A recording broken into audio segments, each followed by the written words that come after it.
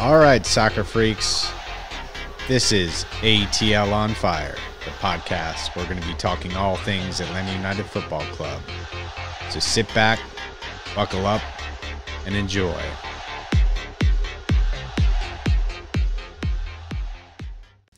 All right, everybody, welcome back to another ATL on Fire, the show where we talk all things Atlanta United.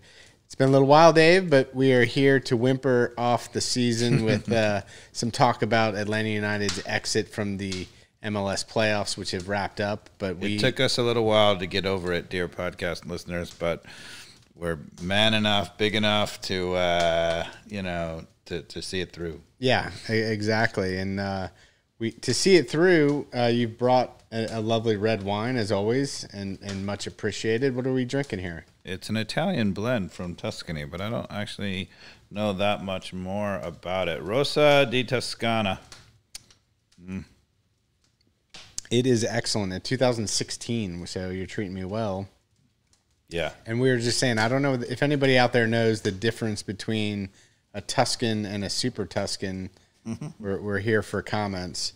But nonetheless, it's very full body, right? My dad listens to the podcast. I'm sure good. He knows. Mr. Katz, please educate us. Yeah. But a tough, disappointing end to a very roller coaster 2001 season. Wait, we lost in the playoffs? We did. Oh, okay. 2-0 against New York on their miniature 77 field. Right. Yeah. So, I think in youth soccer now, U.S. Soccer has mandated a play-out line where when there's a goal kick or something, everybody has to be behind that line because the field's so small. Yeah. You can't, they might want to think about painting one of those in New York, a play-out line. If you're listening, New York City FC fans, we're advocating for a play-out line. I mean, it really is a little ridiculous. So I think the commentators are talking about like their home record. I want to say they said something like, "Oh, their home record is like 70-6." Yep. I'm no statistician, but I have read Outliers by Malcolm Gladwell. Yep. And I'm just gonna say, like, I don't know if sumo wrestlers cheat, but it feels like there's a disproportionate advantage that they must have with their home field. Well, considering MLS is it's a league of tremendous parity, like the league winners are not that far above 500 every year, the best team. So to have that kind of a record at Yankee Stadium means that there's something amiss. Yeah, there's something amiss. And really, it might be FIFA approved, but I think there is something amiss with it being, I think, maybe MLS regulation approved. I don't know. MLS has requirements, and this field doesn't meet it, but they've made an exception for New York. Well, it's clearly an advantage, but that is not the reason that Atlanta United lost the game. Well, to be fair, we talked about it over and over that, under Pineda, they obviously had a great resurgence compared to where we were when Heinz had left. But there were moments across the last third of the season where we dropped obvious points. And I'm going to bring up a key one. For example, when we were playing New York City FC at home, we dominated the whole game. We're leading 1-0 the whole game. Sadik comes out as a sub, and he makes a stupid foul outside our box very late in the last few minutes, maybe in extra time, and they score on the ensuing free kick, make it 1-1. If that goal doesn't get scored, we play at home. Yeah. I mean, there's a lot of moments like that in the season that were really tough during the Heinze era where it felt like we could have won a lot of those first 7 or 8 games, and they didn't go our way. But I would argue at least, you got to banish Heinz moments. And if you're Pineda, you feel hard done by because you're like, look, we would have built up some kind of cushion. If he had been the coach the whole season, he would argue. That being said, like in that first New York City FC game at home where we dominated the whole game, we've got to be able to score the second goal so that never happens. So looking back at 2001, what are the moments that stand out the most, whether good or bad for you? Like, what do you remember? What do you like? If you had to just whatever comes to the top of your head, like what are you thinking about Atlanta United when you look back at 2021? Well, the interesting, you know, I mean, obviously the Heinz's start to the season was everything, right? Yeah, and I was really hopeful. I really liked the way that Heinz had them matching up the field, but it just kept seeming like. You know, hindsight is 20/20, but it seems like, you know, we were just lethargic, and, you know, after those early couple games where we had a lot of energy, we just didn't capitalize it. And obviously we didn't have, you know, Martinez was not, you know, ready to go or anything. We didn't have Araujo like we did the second half, but, you know, in retrospect, and then we find out that they were training 6 times a day, every day. You're like, oh, okay, it showed. Yeah. So I think that's a lesson, right? And what was if you had to pick a goal, I think there's a few that stand out to me. What was your favorite goal by an Atlanta United player this season? You know, I love team goals, and I was trying to figure out, you know, we didn't really score too many team goals. Yeah, there were. I really loved the goal. I can't even remember which game it was in, but the Moreno. Very late, dribbling by himself, and how he got the ball to go back across his body was just ridiculous. Do you remember this goal? Oh, yeah, absolutely. And so that's probably my favorite goal. I mean, you also have to point out what's going to be probably the MLS goal of the season if they haven't already decided on that. You know, Josef Martinez with the ball is straight up and down, you know, coming down from 15 yards. We talked about that and he volleyed it over. I mean, that's a stunning goal. Yeah. What about you? 2 stand out for me. One was the Barco free kick where it was like 25 yards out off of the left side, and he finally just hit a cracker into the top left. That wasn't This was not the Barcolazzo one that had the deflection where he also ripped it off of a deflection off of his free kick, which is a great one. This was the one who was just straight up. He finally, all the training ground time where he's obviously been spending a lot of time practicing free kicks paid off, where he had the power. It was from, you know, 20, 25 yards out, and he hit it near post. I think it was against Cincinnati. Yeah, I think kind of in the September timeframe. We played them 3 times, so it's hard that to remember. That was one of my favorites, and the other one was the Araujo where he turned and burned like 3 players. Oh, yeah. That was pretty special. That was the welcome party for Araujo. How he dribbled by someone to the right with his left foot is unfathomable to me. It just shows you how strong and fast he is. He was dribbling on the left foot, which means the ball was to the defender's side, right? It was like there to be taken, and the guy still couldn't get a touch on the ball. Yeah. I mean, it was so crazy. So yeah, those are some of the ones that stands out. But Dave, you know what that I have in my pocket? Uh-oh. It's not what you're expecting. Oh my goodness. It's ATL on Fire Trivia. Oh my goodness! It's an abbreviated version. We didn't talk about this, but I had no idea, dear podcast listeners. Yeah, gonna go over. I couldn't come up with 10 questions, but I think this rapid fire for you will help look back at the 2021 season. Oh, jeez. And see if you can answer these. Which player had the most games played in 2021 out of all the players on the roster? Which player had the most games played? They were either put in the game. You know, you want to say Robinson, but Robinson had a couple of the, you know, international. You might say Brooks Lennon, but he doesn't. Whatever. I'm actually going to go with Antoine Walks. You are correct, sir. Well done. So he had 33 games played, and he started 32. Okay. And so I don't know if that 33rd is like the playoff game or – because, no, he didn't start or did he even get subbed in? Anyway, I think that's regular season. But what player had the most tackles? What player had the most tackles? I think you're going to get this right. Well, you know, earlier in the season they were talking about Atlanta United led the tackles, and then Robinson led the league in duels won. I'm going to have to say Robinson. You are incorrect. Oh. It's your man. Sosa? Sosa, he had 39, yeah. 39, okay. but I was going to say the other one would be Sosa. And that was he only played 25 games, so he was out more than we would have wanted. All right. Kubo. I guess I was referring to duels won rather than tackles. Kubo Torres played 20 games. Oh, did he really? 621 minutes on the field. God. How many goals did he score? It's got to be 0. That is correct. 0 goals. I don't think he scored. Yeah. I had to get that dig in there for all you Torres people. That is unacceptable.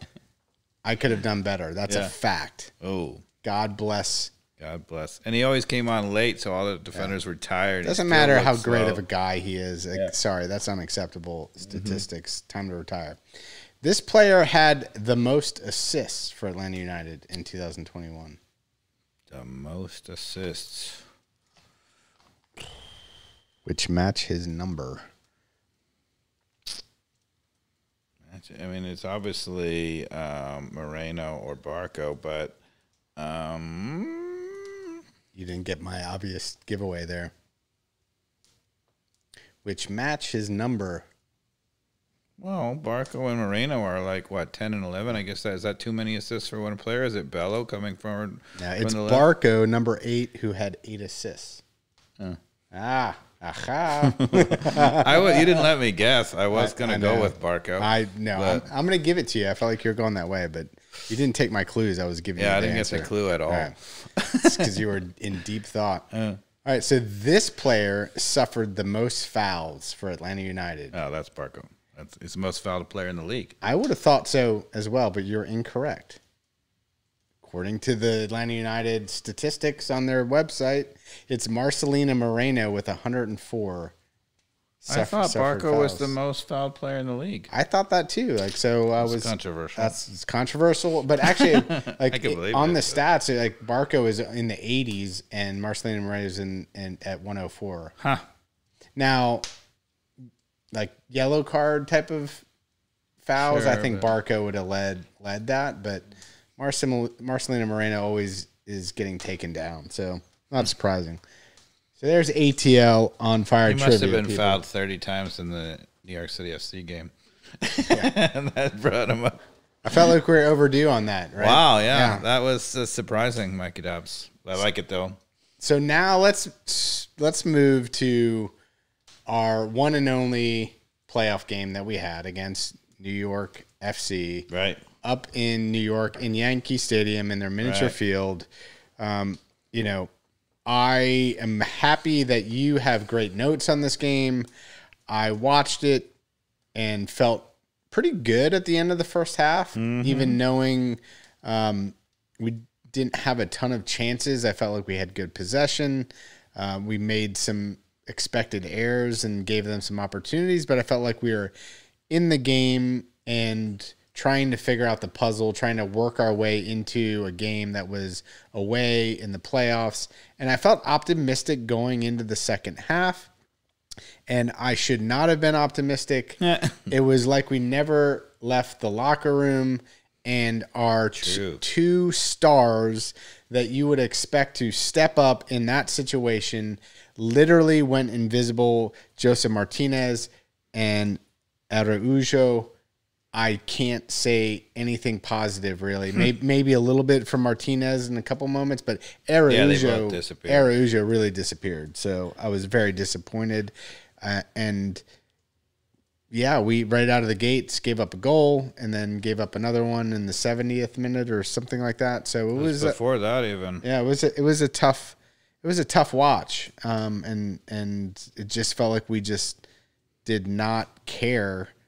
I felt like some players cared. You saw it with, Alan Franco, even though we'll talk about that, getting a red card in the final minutes. But you can kind of see who had passion and who didn't in that game. According to my notes, the second goal was at 51-50. Okay. So we gave up 2 goals in the first 7 minutes of the second half. What I would say, so first of all, if you think about a month prior where we just bossed New York City FC at home, right? This is the whole difference. Their home team, they know how to play on that field. Yeah. And there's 2 things that I note about how they know how to play on that field, right? So first of all, They have great spacing in the midfield, right? They're center of the park players. They don't run too far up. They don't run too far back. So they always have really good spacing. You know, it's funny because you want to play with a dynamic, and Atlanta United players, you know, Barco, Araujo, Moreno tend to run off the play, but it doesn't work in this kind of field because it's so small. There's not a lot of space to run into. So you have to maintain really good spacing in between the front line and the back line of your midfielders. And one of the things that New York does is they do that at home.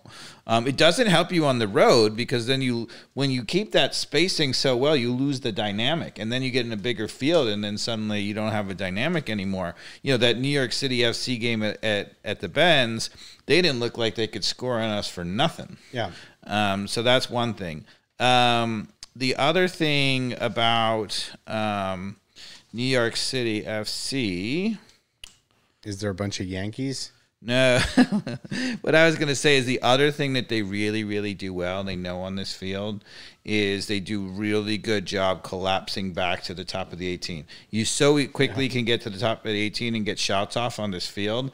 They really collapse it. So many times when we got to the top of the box, they had 8 players within a 20-yard box. Yeah, and when we get to some of the YouTube stuff, if you're a YouTube watcher, we'll show a little bit of that in one of these replays coming up. They just had a wall of people at the top of the 18 covering us when we were moving the ball around. Right. Very difficult to break down. So, and before we get to those plays, I was going to talk about 2 plays for Atlanta United that I think sum up what's going on. So first of all, you want to tell people the formation that we played in or the lineup? Yeah, so we finally played a 4-3-3, however you want to call that. That's the traditional way to say where we started. I feel like it was slightly more 4-2-3-1, right? That feels fair. Yeah, and because it's the back 4. They finally went to the back 4. They played Sosa and Josetu in front of them. Then the 3 dynamic, Araujo, Barco, Moreno, and Martinez is the only one on top. And people say the 4-3-3 is the traditional way of saying that.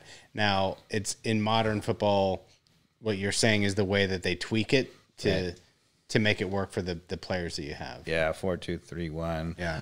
But, we've been calling for it the whole time, not to play 5 in the back, and they did in the playoffs. So that, Pineda was not stubborn enough. What I have to say is that it's too little too late in that, A, if we had played that a little bit earlier, we would have had the playoff game at home. And B, if we had played that a little bit earlier, I think maybe even in a way we would have looked a little more comfortable playing it. So for the naysayers out there, Dave, who would have said, I would have rather played 5 in the back. Yep. Do you think that in hindsight that would have been the move? Well, it's interesting, 4 is clearly our better formation for this team.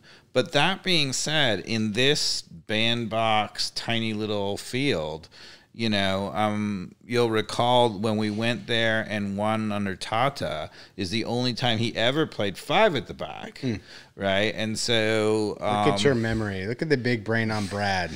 so I actually, and maybe even we mentioned this on a previous podcast, I'm not sure. There was something to be said about not changing it for this particular field, even though it's not best for us as a team. Yeah. And by the way, that's a Pulp Fiction reference yeah. for everybody trying to catch up with me. Right. All right. So what do you want to talk about through the first half, from the kickoff through the first half? You want to break down what you saw during the game? Well, I want to talk about, we'll get to the clips that we're going to talk about in a minute. But the ones that are not in the clips, so we're going to show some clips on the YouTube for the people who are watching as well as listening. But things that are not on the clips that we can't show. There was a contrast. So when you're playing 4 in the back, then what I have said is that we can still have a dynamic, right, with Lennon or Hernandez getting forward on the right and Bello getting forward on the left. And the nice thing is if there's not 5 in the back and they don't feel like they have the freedom to just bomb forward no matter what happens when we get the ball, then it creates more of a dynamic because they pick their moments.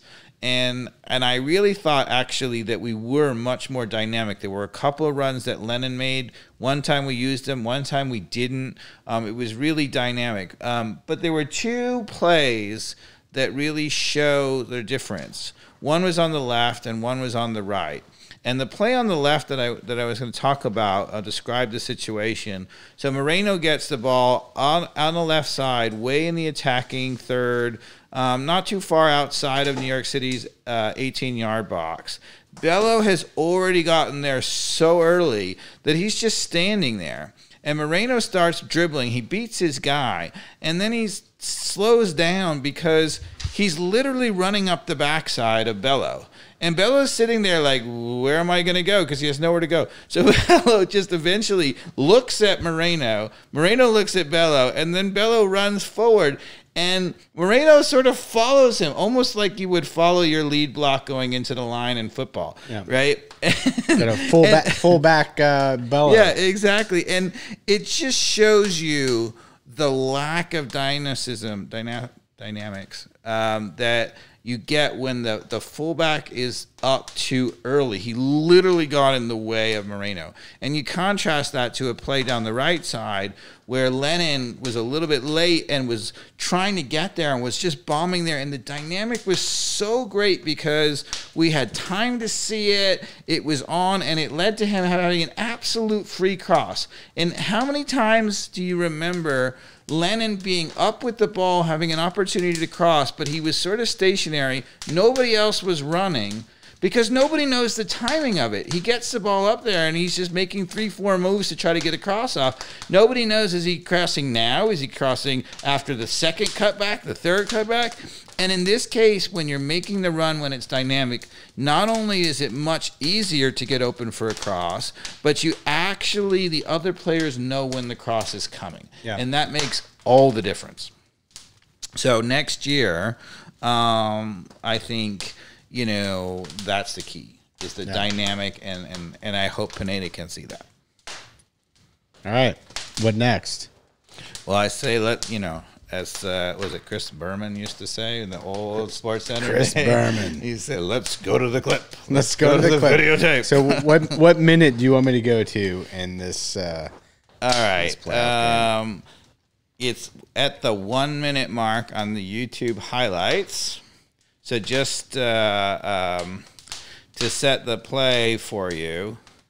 First of all, I would say in the lead up to this, which is not in this clip at all, there is a play that I wanted to talk about where New York City FC is in a real dangerous spot at the top of the box. Sosa has dropped where he's actually in a line with the back two, Franco and Robinson. So in many ways, it's exactly a three-man back line that we've been playing the whole time with three center backs.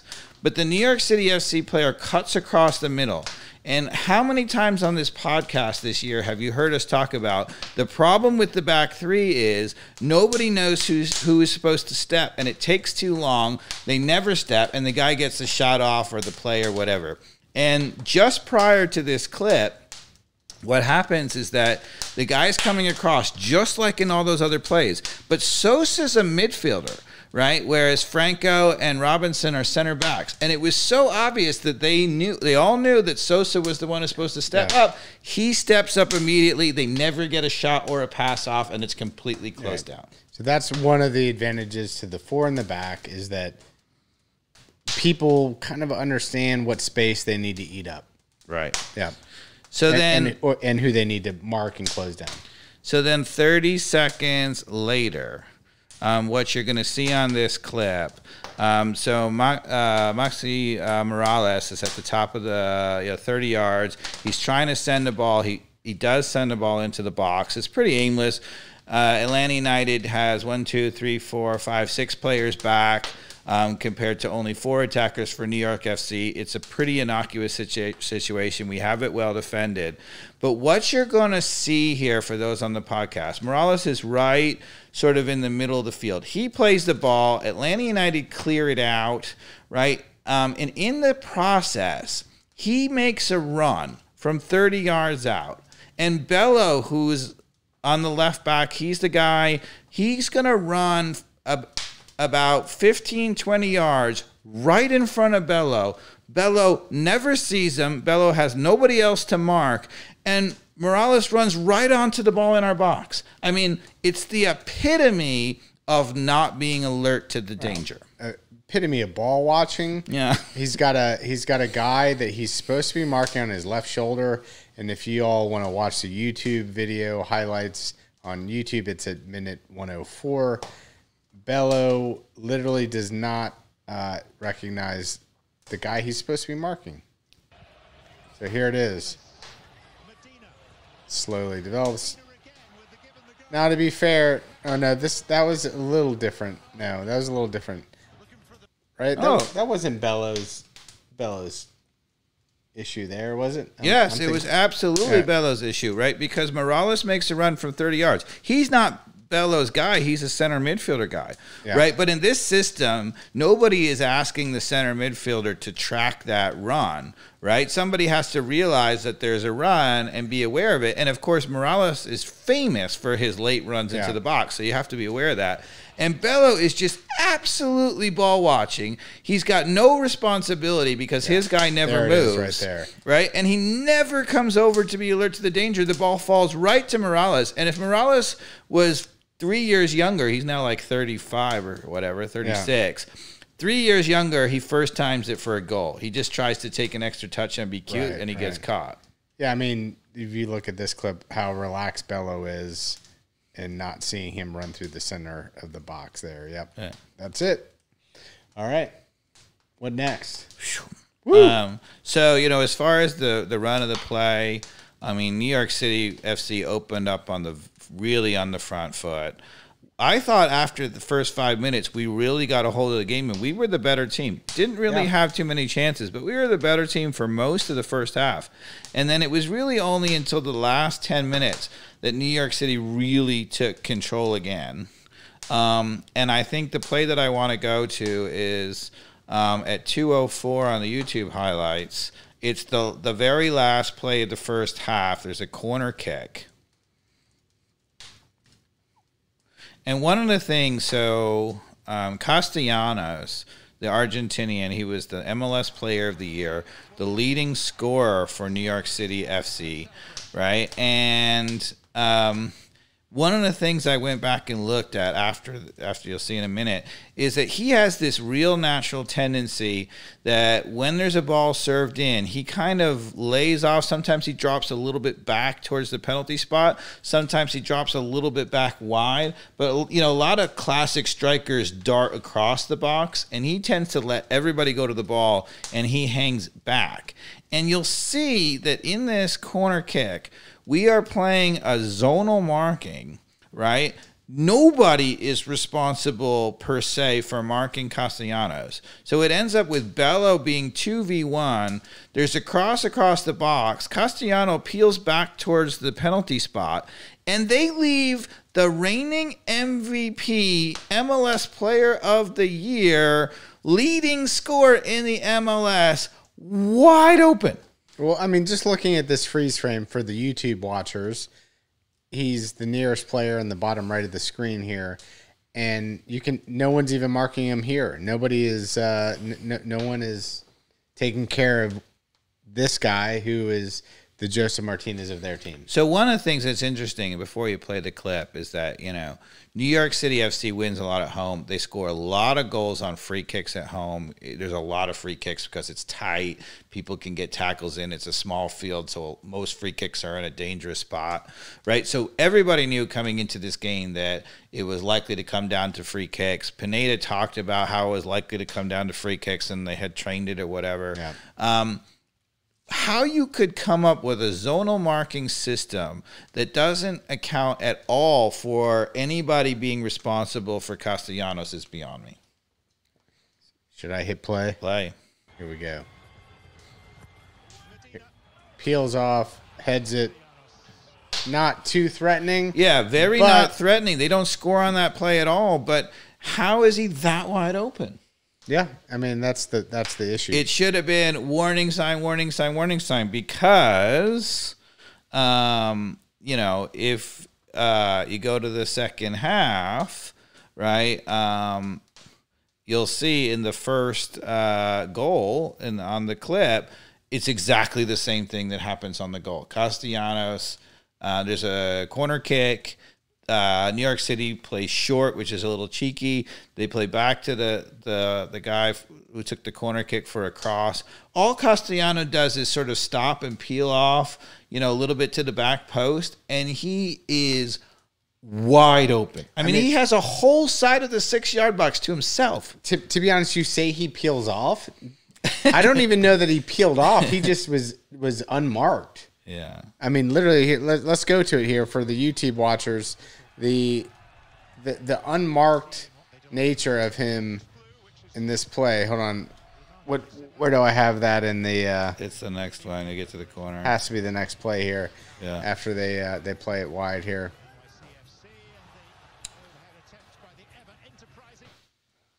You got to keep it going. Yeah. Here it is. All right. You got it. Yep. Here it is. So they play short corner. Yep. Right? And Atlanta United has 1, 2, 3, 4, 5, 6, 7 players in the box, and they are all on the ball side, meaning they are all, if you draw a line from the penalty spot straight through the center of the goal, half the field, left and right side of the field, every single one of the Atlanta United players is on the side of the field where the corner is being taken. And all Castellanos does is drift to the other side, and he's wide open. Here we go. YouTube watchers. Yeah, he does drift. Awkward shot that he mishits. Gets it on the bottom part of his side volley boot. Hits it into the ground. Takes a huge bounce about, 20 feet in the air. Right in the far post. Before you play it, you play it again. Just before that, you'll see that not only when he's making the volley, not only is he wide open, but then everybody, because nobody was responsible for coming him, everybody blitzes across the penalty spot to try and go track him. And if he mishits it at all back to the middle of the goal, everybody in New York City FC is wide open. Freeze it. Right? Yeah. Everybody on New York City FC, 1, 2, 3, 4 could have scored on the back post. There's Bello with big eyes staring it down as it goes in the far post, but there are 4 players surrounding George Bello. And if you look at the Atlanta United players night now, 1, 2, 3, 4 of them who are absolutely nobody's within 3 yards goal side of any New York City FC player. I mean, that is the definition of shambolic set piece marking. Yep. Look at this, people. Dave, anything else to say? We're going to move on. Well, I bring back up, I think I talked about it at some point in the podcast.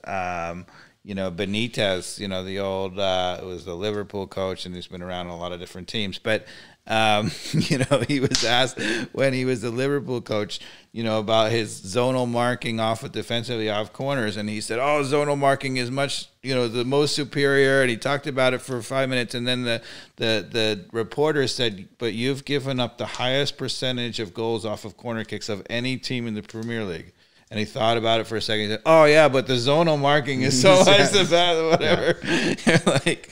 Yeah. No money ball back then. Oh, my goodness.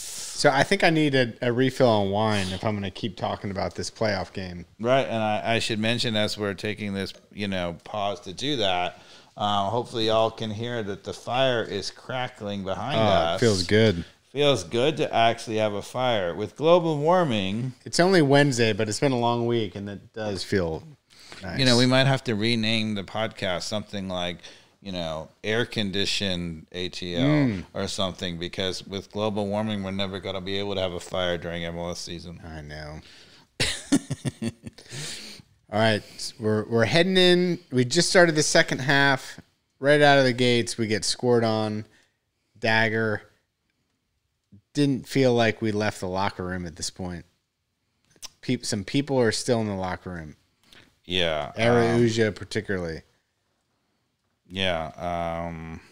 It wasn't good. And actually, in the build up to the second goal, there's a moment where first Lennon and then Bello are so tucked in unnecessarily which means they can't get out to defend and win back possession.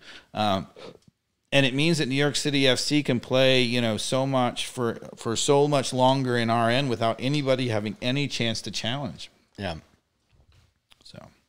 So it didn't take them long to get their second goal either, no. right? No. That was in the 48th minute they scored, right?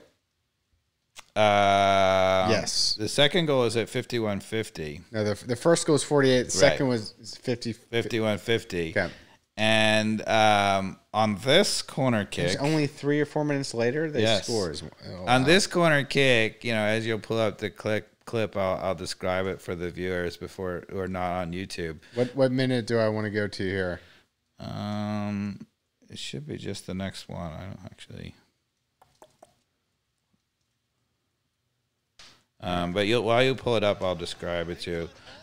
So there's a corner kick, and Maxi Morales does a weird thing, right? He goes right to the very corner of the 18. That's the top corner of the 18, which is a weird place to stand on a corner, right? Because, the ball's never going to go there, right? So it is very clear that he is doing some kind of a design free kick play, right? And it's actually interesting. You can't see it on the highlight clip, but if I went back and looked at the game. So Martinez on our corners plays defensively as the front guy, in front of their zonal marking. He's the guy who's, the first, line of defense to clear the ball. And he's standing there talking to Moreno and probably one other player. I think maybe it's Franco. And all three of them are pointing at Morales like, wait a second, what's he doing up there? And they're all trying to decide. It's so crazy. This is their system, right? They're all trying to decide, do I leave the zonal marking system that I've been taught, right, that we have to play, or do I go out there and defend Morales? The obvious one-on-one mismatch.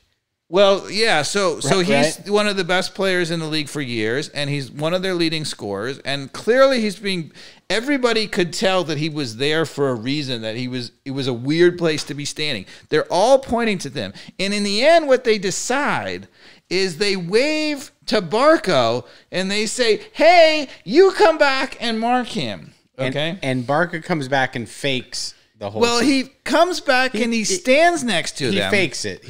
And then as soon as the ball is played... Because he shouldn't have been, to Barco's credit, shouldn't have been the one defending him. But when he came back, he made the illusion that he was going to mark him. So as soon as the ball is played, the set pace, the way that works is they play short. There's a guy coming, right to the guy who's taking the corner kick. And his job is to draw people in and lay it back to Morales for a shot. That's their set play, right? As soon as they play short, right, Barco is like, oh, they played the corner. I'm going off for a counterattack. He takes off to go up the field and leaves Morales wide open.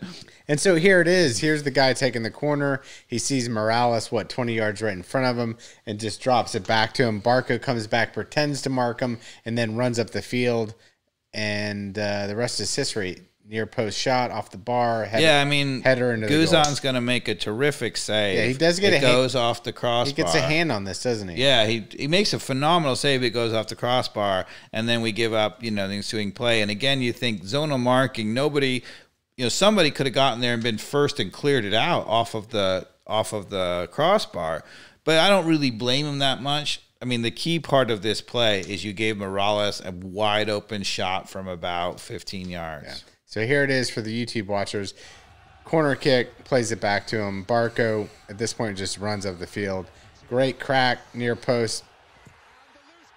Good hand from Goose, but off the bar. And again, on both of the corner kicks that they scored on, after they left the most dangerous player wide open, because they have this zonal marking, once they leave the most dangerous guy, everybody sees the danger and everybody reacts to it. Like on this play, 4 players run out to Morales. And that's part of the reason why Callens or whatever his name is, who scores the goal. That's part of the reason why he's wide open in the 6-yard just to nod the header back in, is because so many players went out to address Morales. So it's a double whammy. Not only did you fail to have the most dangerous guy marked up, but then because he wasn't marked up, there's a scramble which causes everybody else to be out. And we pointed it out on the previous clip when Castellanos scored. I mean, he scored it directly. It didn't go in. But if it hadn't gone in directly, everybody was wide open because so many people were panicked that Castellanos was open. I mean, it's just shambolic.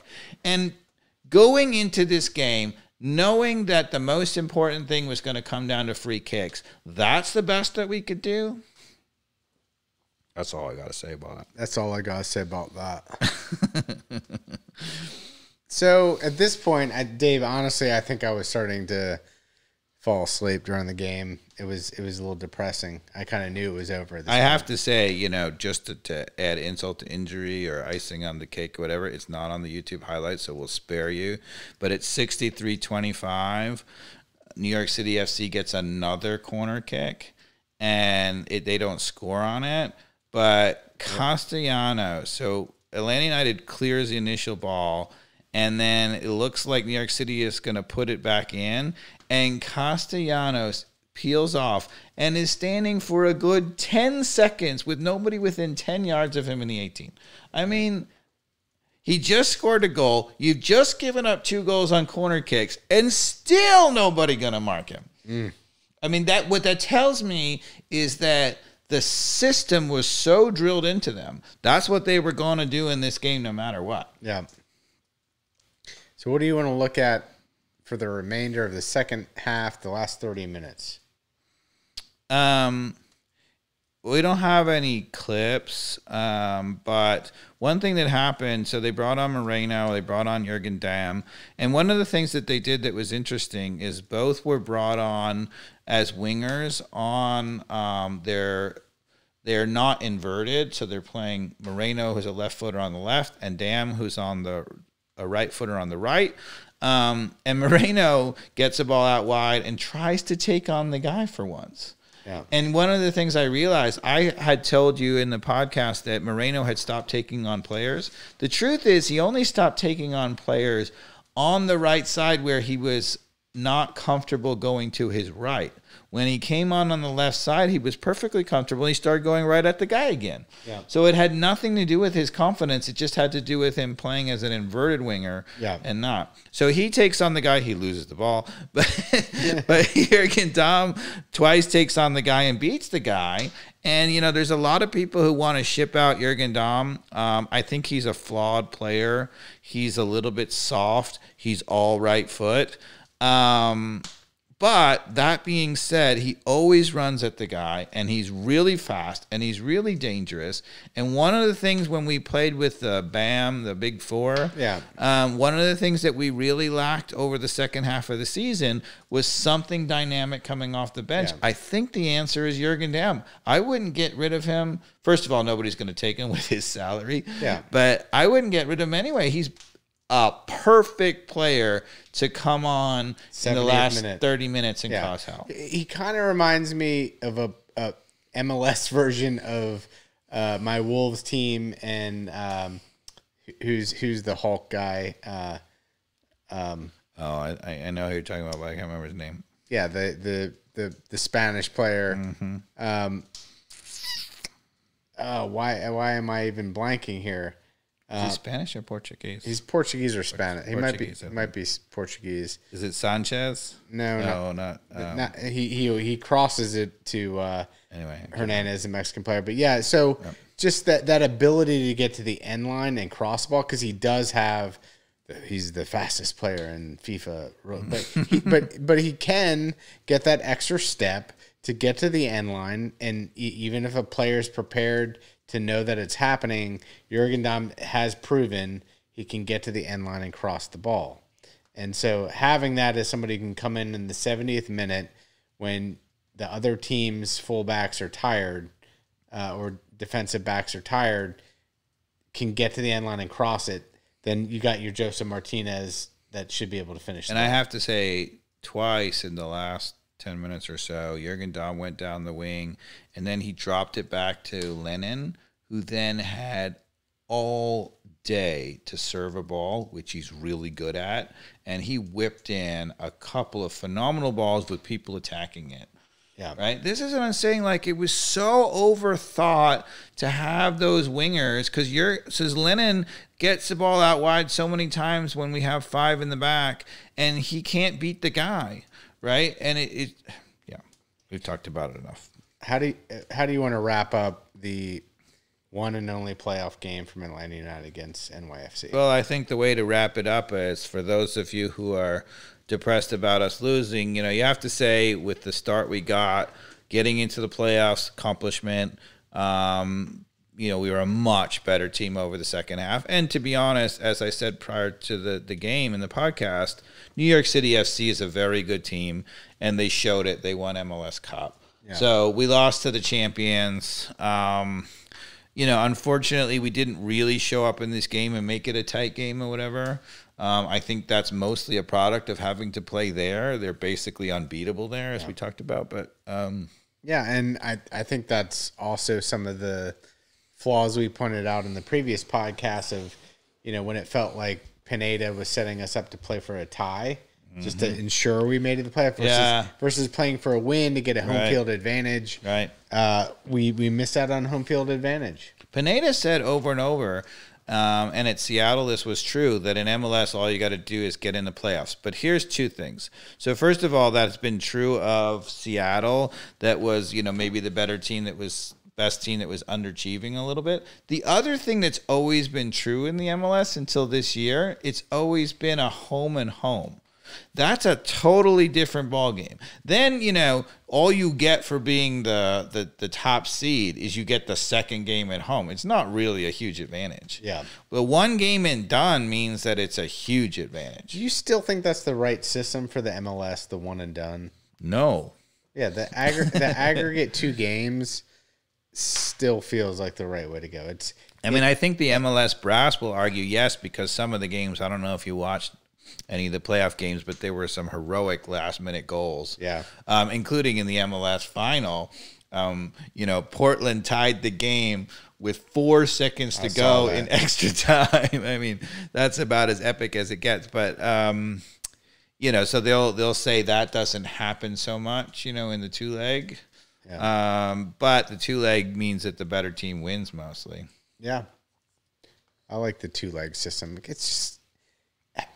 That's another thing with MLS. As the league grows, at some point, do they switch the schedule to be on the rest of the world's calendar? The teams that are hard done by in a one-game, one-off is the team that's the number 1 seed. The number 1 seed got a bye in both. New England Revolution. They on both sides of the conference. Shield winner. They deserved a second chance. Why is a team that would in any other league be recognized as the champions, right? New England Revolution. Best record in MLS history. Yeah, not have an aggregate chance to redeem themselves. Well, I think actually they have a disadvantage because they're sitting around while the other team is playing, right, during the bye week. And so the other team, New York City FC, had momentum and went right in there and, took it to them. Yeah, and Bruce Arena was talking about that, and it's the unfortunate flaw of the MLS and the way that the calendar works. He's been in the league longer than anyone as a coach. But again, that goes to show why MLS, if they're going to start making some tough decisions, which they have to be cautious too on making the league stable. I don't know. I am hoping after the World Cup in 2022, there's going to be so much soccer fever that MLS can start shifting some things maybe a little bit more dramatically. Do you think that'll happen?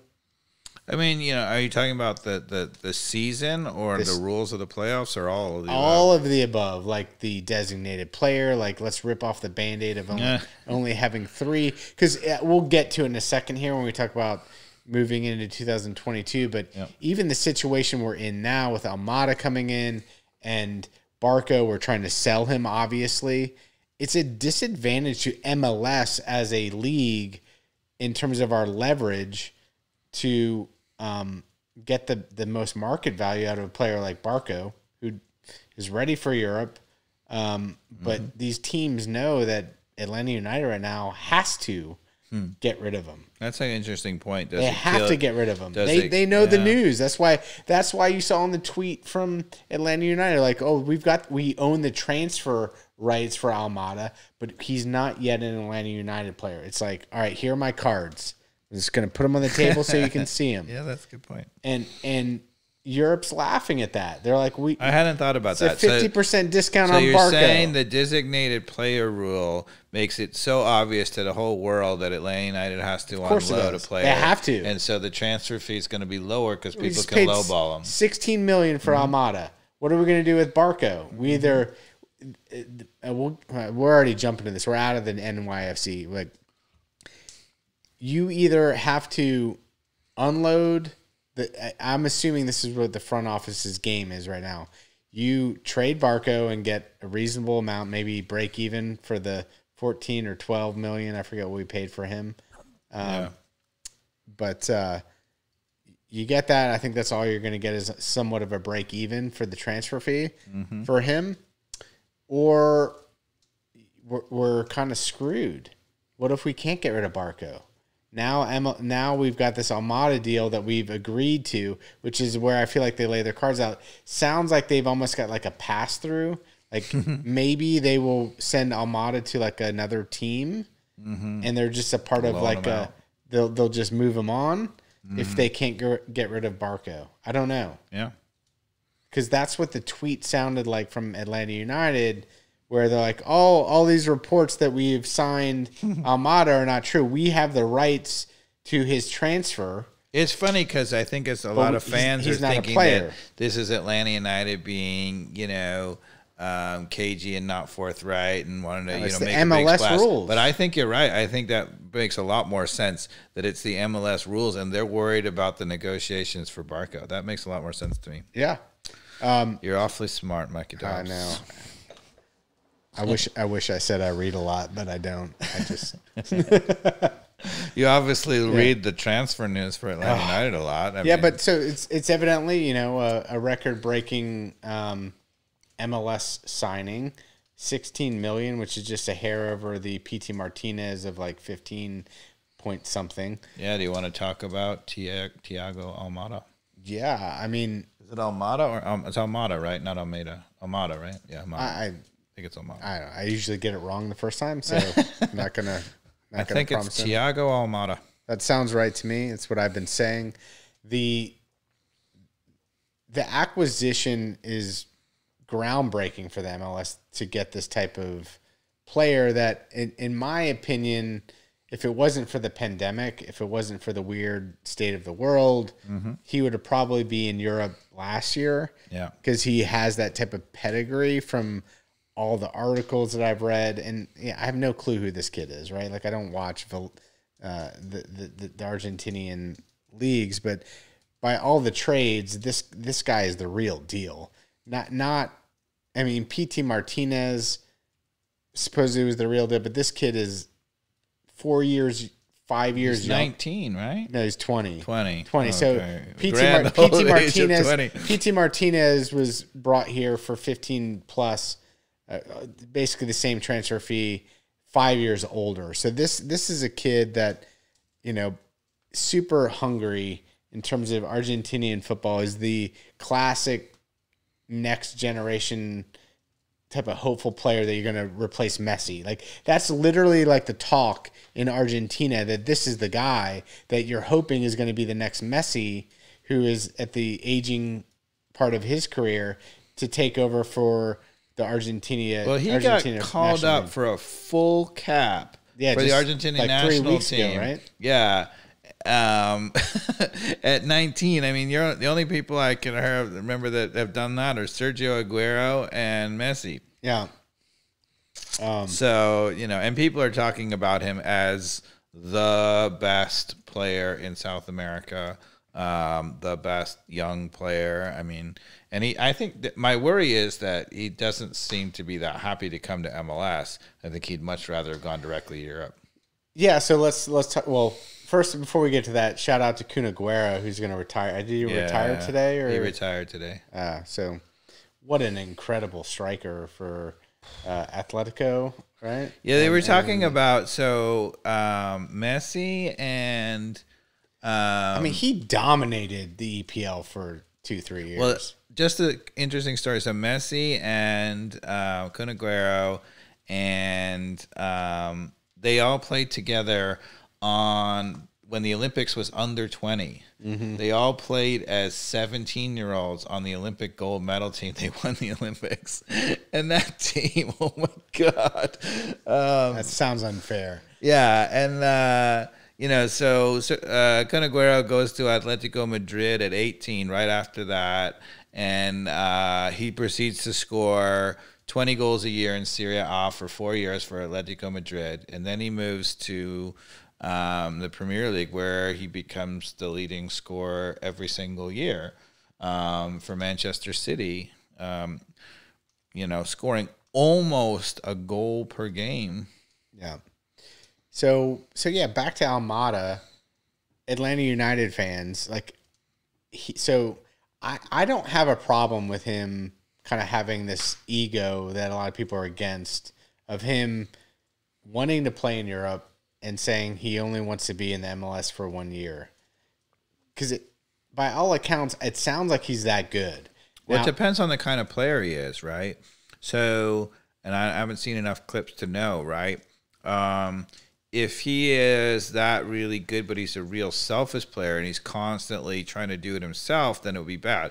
If he's just an all-around great player and he can dribble and find people and he's just trying to show off his skills, then it helps us because his passion is going to be to make great plays and score goals. Yeah, I don't know.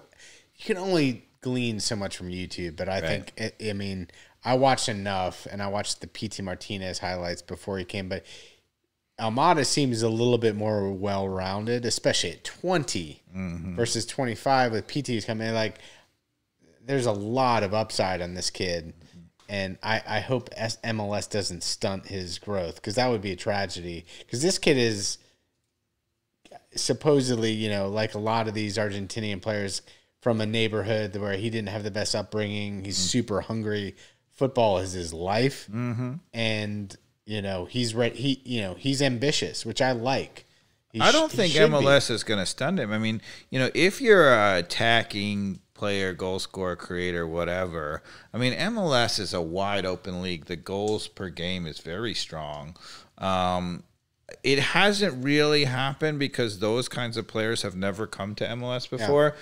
But you get the feeling that if one of those players really comes to MLS, and he could be one of those players, even if let's say he played in Premier League or Serie A or La Liga next year, he might be a 5-6 goal scorer and be a good promising player. You get the feeling that with it wide open in MLS, that kind of player can be a 20 goal scorer plus here. Yeah, just because it's so open. No, and don't get my take wrong. I'm so excited that Atlanta United and MLS are getting, from all accounts, the best youth talent out of South America. I mean, this guy is coming to Atlanta United. Right. Now, whether he sees the pitch or not, I don't know. If we can get rid of Barco, there could be some more drama in the trades, but I'm sure they'll figure it out. This guy is going to light it up. I've never felt more confident from. Well, speaking of lighting it up, maybe we should revisit, one of our predictions, right? So when we were talking about Araujo midseason, and we were saying that, whether he's going to play inverted or not, and I said, talk to me at the end of the season if he can come in inverted and he can score 3-4 goals off of bombs, cutting inside, then yes. If at the end of the year he has scored 0 of those, then it's a huge mistake. He's only had 2 of those. I'll give him 2, maybe. I don't think he's had a single one. No, he's definitely had 1. I remember the one he banged it off the far post off an inverted cut in. Totally. Anyway, it was 1 at most. Definitely 1. If not, I don't know if you call the the breakaway play one of those two? No, because that's not what I'm talking about. I'm talking about him cutting inside and hitting it from 25 towards the top of the 18. He did have one of those, yeah. Yeah. One, yep. I think the answer is that might not be enough. It's not enough, right? Because the number of times he got cut off from that, if you say, okay, put him on the left side where he can deliver, 6 assists for that one goal. What do you do with Bello then? Bello becomes perfect. He's the overlapping back, just like you saw late in this MLS playoff game when Jurgen Damm was running at people. Then it opens up everything for the overlap. But then Barco and Moreno are also kind of that left-hand side. I mean, Barco can play more left or right. Well, Barco's gone. Moreno definitely is over on that left side too. He's better. I don't know where Thiago Almada plays. So Moreno either plays through the center. Moreno's good as an inverted winger over there, I think. Yeah, well, that's what I was saying. Moreno can be on the right side. No, you want him on the left side. I want him inverted because he's better inverted. I wouldn't do it. So you're not going to play him on the right side, are you? Yeah. Yeah, you are? Yeah. All right. Well, I either Almada or I might play him through the middle. Moreno through one of them plays through the middle. I also agree Moreno is more versatile. He's one of my favorites. I think he can fit in a lot of places and be very effective. That's a good thing about Moreno. I would play Moreno on the right. I would play Araujo on the left, and presumably Thiago Almada sitting in just behind Martinez with a free license to roam. I think that's what we'll see next year, maybe. I don't think so. I think he's going to play Moreno on the left and Araujo on the right is inverted. Why do coaches love inverted? Tell me. You're probably right. Yeah, I keep arguing with you, Dave, but I'm usually wrong when it comes down to the data. And then the key is that, who is the answer in the center of the park? So whether it's Moreno or Almada playing as the other attacking midfielder, neither of them are going to provide tremendous defense, right? So obviously Sosa is going to be back, and he's great. And the question is, who is the box-to-box guy that complements that? Joseta was playing that role. He played much better. Is he the answer? Maybe. No. So we just went into the unprotected stage with Charlotte, the expansion team. Mm-hmm. So we had to protect some players and make some players unprotected. Who did we protect, Mikey Dobbs? Tell them. Oh, man. Tell the Dare podcast listeners. Or who did we not protect? We did not protect Mo Adams, Mikey Ambrose, Joshua Bauer, Jurgen Damm, Alex Dijon, Ronald Hernandez, who was on loan from Aberdeen, Alex Kahn, Eric Lopez, Ben Lundgaard, who's a keeper, Jake Mulroney, Amar Sadiq, and Eric Torres. Great. And Torres is already gone. Alec Kahn is already gone. They went real quick. They just left. And wait, did I mention? No, you didn't mention the one that they took. Right. We left one unprotected, and they took him. Yeah. And so that was Anton Walks. Right. I don't know. I'm reading the article from Doug Robertson. Maybe I have my cut and paste wrong here, but yeah. So they ended up taking Anton Walks, which. So what's your feeling about that one? I'm okay with it. I know there's a lot of Atlanta United fans who have a lot of emotion and respect for Anton Walks. Again, as the ATL on Trivia exposed, he had the most games of any Atlanta United player in 2021. So you have to appreciate the effort and some of the good work that Anton put in some of those games. But as Dave and I have talked about in the podcast, I think there's some flaws in his game that at this point, I think there's other players, including George Campbell and even Hernandez in that back line that I feel comfortable seeing him move on to Charlotte and seeing how we can grow some other players like George Campbell to come in and figure it out. Yeah, I think that's the hot take right there, that all he's doing is taking up space that should be allowed for George Campbell, right? So we have three terrific center backs, Franco, Robinson, and Campbell. Now, if Robinson ends up going, that changes things. because then you're talking about Campbell and Franco as the starting center backs, who I too think is I'm a real high on Campbell. I think he can really do it, but I'd love to see him be the third guy who's rotating in. Yeah, I mean the small minutes that I saw of George Campbell, I was super high on. He's better than Walks. I think so too. 1,000%. So Atlanta United fans, get excited about George Campbell. Yeah, George Campbell. George Campbell, homegrown. Yeah. And a baller. Take out your tissues and throw them in the trash. Yeah, we're good. Good. All right. I agree. Cheers. We agree for a while. Very nice. And Anton Walks, amen. If you're listening to the podcast, thank you for your service. Thank you for your service. Yes. Some really good moments that I'm proud of you on. So there we go. Charlotte gets, I think they had 3 players they snagged from other teams, including Anton Walks. I think 2 of them they traded for like some Tam and Gam. I don't know. Anton Walks is not a bad pickup for a club like that. No. I mean, he's a solid player. Big time. But he's not great. So the other news is Escobar. Right. Who loan, Escobar. was on loan. He was traded to LAFC, I believe, for $600 in Gam. Yeah, Tam and Gam bucks. Tam and Gam, whatever. So we got some Gam people. I don't know what that means. They are brilliant. I have to say, they're like, why do you keep doing this or whatever? And they're brilliant at manipulating the Tam and Gam. I mean, Franco's doing nothing for us. He ain't coming back here. And getting all of that Tam and Gam was brilliant. Yeah, I mean, again, because if he stays in Mexico, then we get nothing. The fan base is all upset about that too. At least the 5 people. Come on. The 5 people on Twitter that I've get over seen. it, people. Yeah, get over it. We got some Gam. You should be super excited. Actually, about the guy who's the next Franco, who they haven't played, is Hernandez. Right? Yeah. He's better than Brooks Lennon. Mm-hmm. I agree. I'd love to see him stay. And they knew that Charlotte wasn't going to take Jürgen Damm. I think his contract's probably too expensive. Yeah, it's way too pricey. Yeah, they're never going to take him. Nobody's going to take him. So, but I was just arguing that I figured it was going to be keep him. I figured it was going to be Anton or Jake Mulroney that Charlotte took. Yeah, Mulroney is not great player.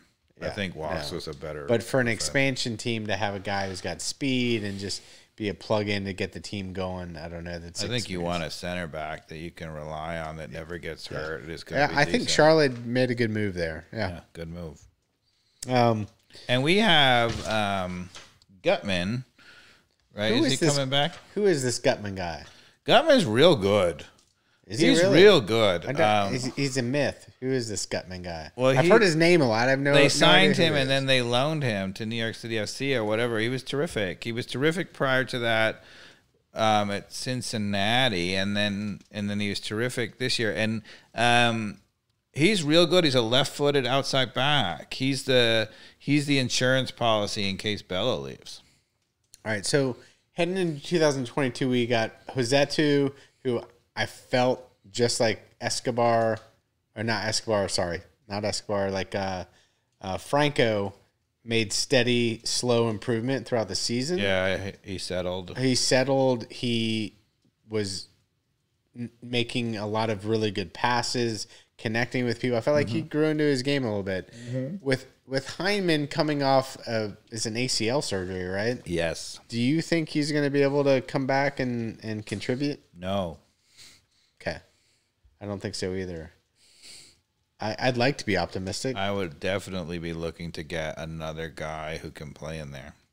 So a box to box, got to find someone. Yeah, who are we That's our big need. It's our biggest need, right? Like it's our only need. I mean, unless we lose, one of the players that we're talking about. Because Josetu is good, but I don't think good enough for the issues that Atlanta United had in 2021 weren't really about the back line. I felt like we had plenty of talent in the back. We had plenty of talent in the attacking midfield. It was that in between in front of especially Sosa. Moments when Sosa was down, and it was really bad. Yeah. I mean, I think what a lot of other people might be screaming at the podcast right now is, what about a backup for Josef Martinez at top? So what do you think about that? Absolutely. Yeah. We need one quickly. Someone who's better than Kubo I'm not Torres. sentimental. Yes, someone that's better than Kubo Torres. But I think. What about Adam Jean? We can bring him back. I think into 2022, if Thiago Almada is on the field, Josef Martinez is going to have lost a step. But if you have a player like that with Araujo and Moreno around, I mean, that's just. I mean, it should be raining. If you got those 4 players on the field, Thiago Almada, Araujo, Moreno, and Josef Martinez. I mean, that is a phenomenal. That's a phenomenal bam, wham, whatever that acronym adds up to. But yeah, I'm super excited about that. But who is one step behind Moreno? Who is that Hyndman Josetu key player that has to secure the... I was just thinking, are we now up to Ma'am? Right, Martinez, Almeida, God, Araujo, and Moreno. Isn't that Ma'am? Yeah. All right. I don't know, but it's not the same, is it? I'm also a little down on Araujo after that. Oh, come on. Araujo is pure class.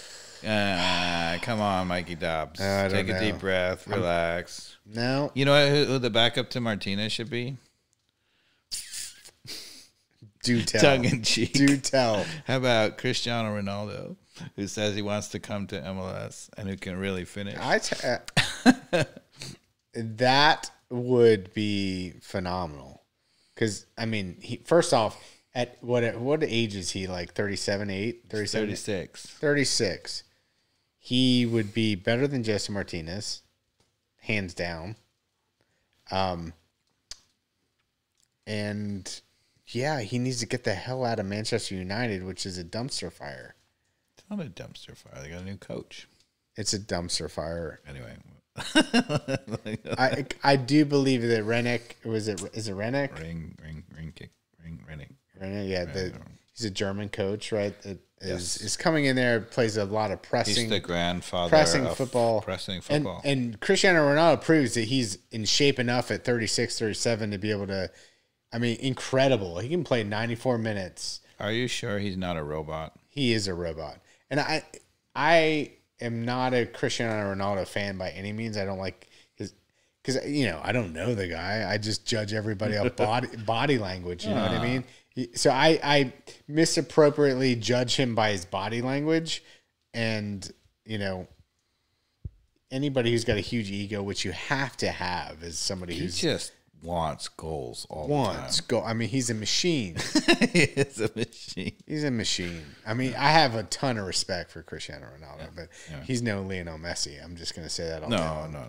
But holy cow, guy who you want to pick in a dodgeball session, I'll pick him any day of the week. Anyway, we need a finisher. Who's a young finisher who, can be the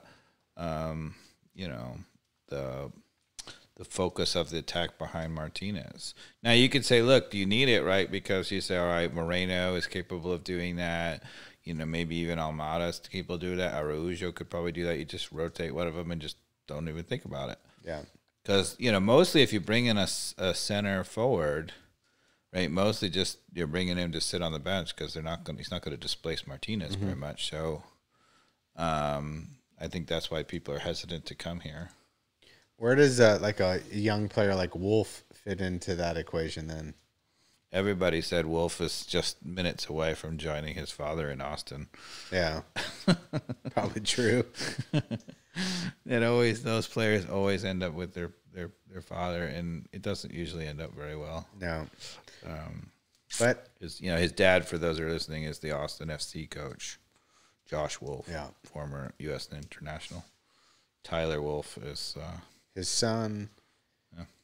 Josh played at University of South Carolina. They both did. Gamecock. They both did. I didn't know that. I don't know. Oh, no. Tyler never played in college. Sorry.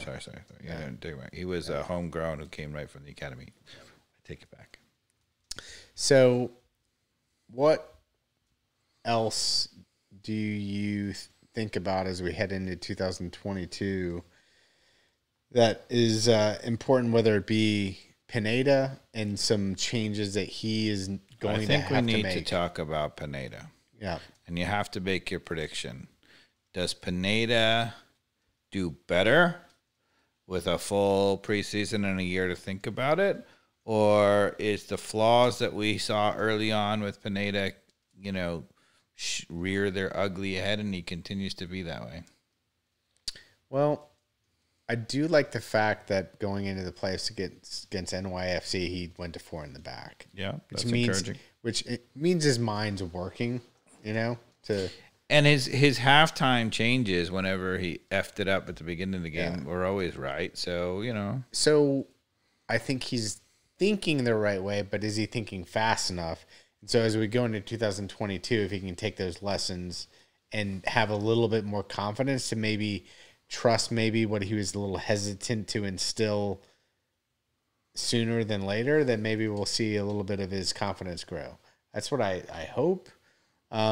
I think he's got to start acting like a head coach. I felt like he's still like, Rob Valentino did this and my assistants do that and whatever. Yes. You got to be the guy. Yeah. I agree. Sometimes it takes a little bit of time to settle. He moved mid-season. He was an assistant coach, and it's hard to break that mentality. Yeah. And then sometimes you go through an off-season and you're like, oh, now I'm the head coach. Yeah. So hopefully we'll see that. I agree. So he obviously also had to come in being super calming to the fan base, right, calming to the team. He did take over a dumpster fire. So, but on the other hand, he did take over what I still believe is the most talented teams in the MLS. Yeah. I mean, we have a loaded team. I have to say, my take home, who's my player of the year for Atlanta United? It's Bocanegra and Eels. I mean, they have done a terrific job. I mean, after the phenom that was our team under Tata, it was awful. They realized it very quickly, and they changed it in a hurry. And I just can't get my head. Twitter is a bad place to be no matter what, whether you want to follow sports or politics. The fans that are out there that are like, there's a Boca Negra out thing after the Anton walks. Oh God! Pick up from Charlotte. Come on now, like, you guys need to get your hiney right. They just don't know soccer out of somebody else's butt. I don't know. That's the wrong. Because Walks is good. I mean, yeah, he's I think good. Sometimes we give too hard of a time here. You might say that, but he is a flawed player. Very. And yeah, I mean, and he's gonna have a great shift over to Charlotte and a settled Franco, which we have seen a little bit of glimpses of, but a settled Franco is a way better player than Walks. And honestly, I think even in limited moments, I think George Campbell's a better player. Yep. Because George Campbell has every bit the physical attributes. He's big and strong and fast, which people love. I mean, that's why people love Walks, is because if you're only watching the ball, it looks like Walks never gets beat.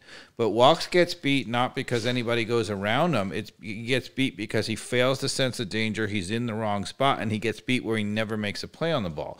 George Campbell, at least in limited moments, looks to me every bit as good physically, fast, big, strong, better one-on-one, and reads the game better.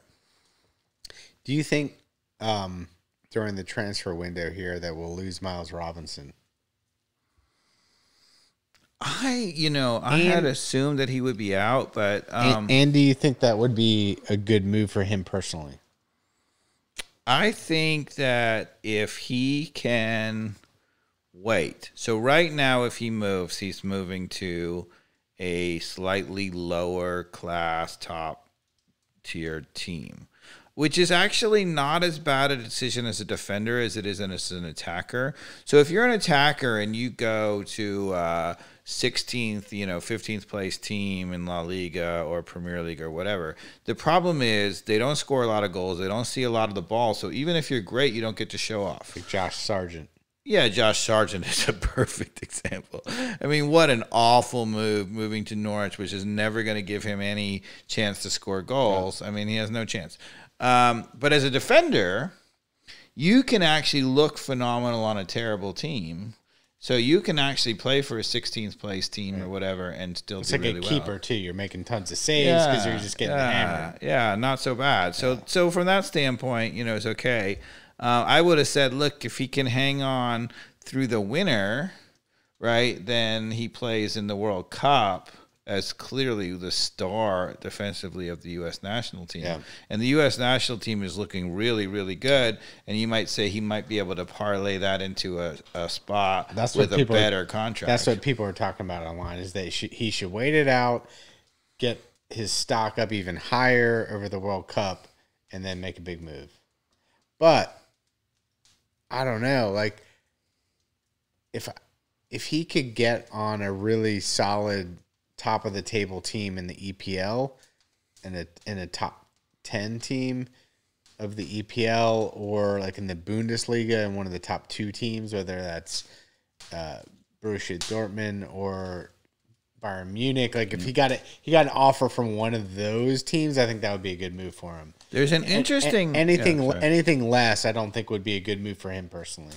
One thing that we should mention to the podcast listeners is that, so I have always argued, and there's a slight flaw to my argument, which I'll point out to you all.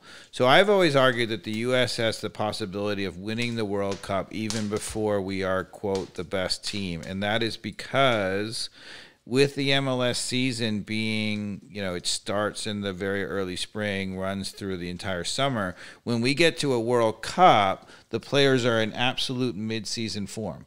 For the European leagues in the summer, they've come off a full season. They are exhausted. Then they have to go play a World Cup.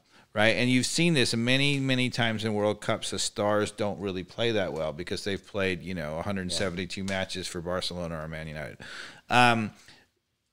What's interesting, so first of all, part of that has changed because the U.S. has many players in Europe. Right, as well. So that changes one thing. That's one potential flaw. The other potential flaw that I'll point out is that the World Cup draw is completely rigged against CONCACAF. And I can talk about that later, but we have almost a 60% chance every time of ending up in the group of death because of the rules of not having ranked European teams or South American teams in the same group. So we always end up in a group that has one of the top teams. It's got a quote-unquote second-tier team, which tends to be a team that's really good that had a little bit of trouble in qualifying either in South America or Europe. It's often the most dangerous. Yeah, and then we end up as the third team, and it's the group of death. Yeah. It almost always is. We have basically a 50-50 chance of being in the group of death every time. So that's killing us. It's very hard to get out of it. Look at the big brain on Brad. See, he's bringing the stats. But anyway, so the rules of the World Cup draw are really rigged against us. But the weird thing is this World Cup is taking place in December. So we are at Christmas here talking. We're close to Christmas, the holiday season. A year from now at Christmas season, we're going to be watching World Cup matches. So as MLS finishes, we're going to be watching MLS final and then going right into World Cup matches. It's going to be a dream because what else do you do at Christmas besides eat Christmas cookies and watch World Cup matches? Yeah. So I'm a big fan of that time of year because there's a lot, it's going to be great. Yeah. But anyway, but that is a different thing. So, for example, for Miles Robinson, getting back to our conversation, so Miles Robinson, if he chooses to play and doesn't transfer, so he would start the season in February or whenever, depending on when we play, then he would run the entire season. One thing that's going to happen, which is great for MLS, usually in a World Cup year, all of the World Cup players who are in the MLS leave, so MLS becomes a sham league right in the middle of the season because they have to keep playing. They can't take a month off. This will not happen this year because it's not the summer. Great for MLS. But what it will also mean is that if you're Miles Robinson, you come off a fantastic MLS season, you go right into the World Cup, and you are like super high stock. Now, the only downside of that is presumably if that happens, you just get transferred right away and you go right into the middle of the season in Europe. So he's not going to get a break. Yeah. All right, Dave, we are cranking here at 125. And season finale. Season finale. The other news that I just became aware of like in the last 24 hours is that the USL, who has done a good job of being a part of US soccer and building a league that is kind of the second tier to MLS, where Atlanta United 2 is. They're part of the what does USL stand for? US Soccer League. Yeah. So Atlanta United 2 is a part of USL. Evidently, the MLS has decided that they want to start their own league called MLS Next. I don't know if that's the proper... yeah, that's what they've called the youth league for a while now. So MLS Next is going to be a league launching in March 2022, where a large number of teams that have affiliate MLS teams, but also teams that are not affiliated with MLS teams, are going to belong to this MLS Next league as a part of U.S. soccer and a part of the overall divisions, which, Dave, you might be able to help me with. But the USL is going to stand on its own, and the MLS League, MLS Next League, will be its new thing. Evidently, Atlanta United will be likely entering the MLS Next into 2023, not this next season. It sounds like they'll likely join in the USL. They'll stay in the USL for one more into 2022. Okay. But it sounds like the plan is for them to join this MLS Next League into 2023. As somebody who is in the depths of youth soccer and understanding the politics of U.S. soccer and youth development, I mean, it feels to me like MLS is taking a stance here that they want their own development league that they have more say in and control in, given their growth with the MLS proper teams. And it feels like a good move to me. I don't know. Like, this is from afar. No idea whether this is a good or bad thing, but it feels like a good thing. I think it's a good move from MLS standpoint in terms of having more control over their players, and that league will be a big boon to MLS. It's only a negative if you were still holding out hope that eventually there was going to be a promotion relegation system, because never going to happen. Being an independent, whatever, those things are trying to push themselves, and they would have been the natural clubs to go for that. NFL owners are never going to get regulated or relegated. Sorry. Regulated or regulators. Yeah. They're not going to be regulated or relegated. That's true. Yeah. So yeah. Robert Kraft is not going to go down to a league where he has no financial gains. It's not going to happen, people. I agree. So I think it's a smart move. Yeah. Dave? Yep. What else do we have here on the final podcast in 2021, ATL on Fire? We've talked about a lot. I don't know if we've talked about it all. In this podcast tonight, we've talked about, the season. We talked about the future. We talked about, MLS. And so, yeah, we talked about it all. I think, I want to thank you, dear podcast listeners, for coming along for the ride. This has been our really defining season, I think. I mean, where we've really found our rhythm, so to speak. Yeah. And we've hoped that you enjoyed it. Yeah, so thanks for listening. Tell a friend, ATL on Fire, the podcast. We are on all the podcast catchers out there, and we are on YouTube as well, so you can look at our beautiful faces. We hope to come to you by the fire. Yeah, and we hope to come to you next, maybe from the parking lot of a preseason game. Oh, yeah, we're going to do that. We're going to have to figure out how to get power to the roadcaster, but we'll figure it out. We'll do it. Maybe video, maybe not. May just be audio. But thanks everybody for listening. Have a great holiday season and a happy New Year. Yeah, happy holidays. Cheers.